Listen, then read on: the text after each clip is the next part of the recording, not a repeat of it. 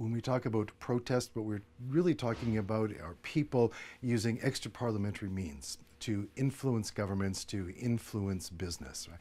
That means taking their bodies and putting them in public space.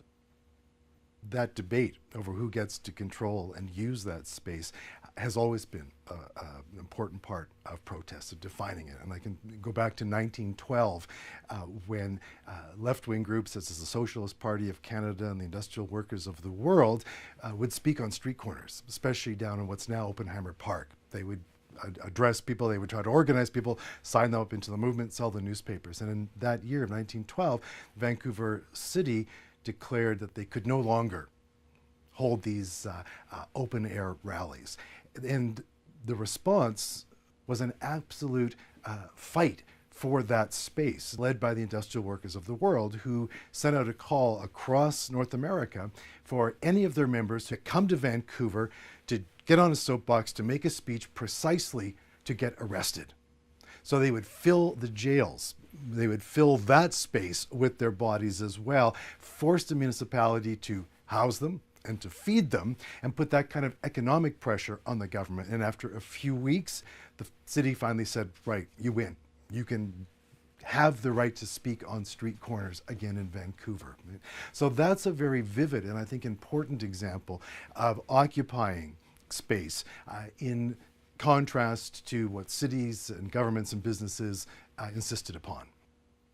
One of the odd things that's happening these days, of course, is that protests get special permissions. They can occupy this space, but not that space. That the police will give you a free speech zone, far away perhaps from the people you're trying to influence. So I think protests need to think about that very carefully as we move ahead, because I think we have seen public space shrink in the last 40 and 50 years. The use of free speech zones, for example, and the various kettling techniques that police use to stop demonstrations shows us that, in fact, we've lost a lot of ground in terms of what people are prepared to claim as public space, as the commons, as the space for the people.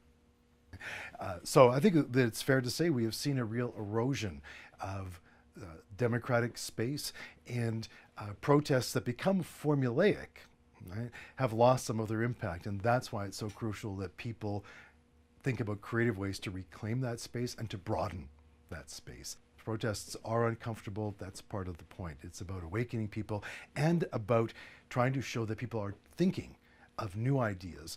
They're offering new challenges, and that's the only way that we move forward if we are serious about democracy and rule by the people.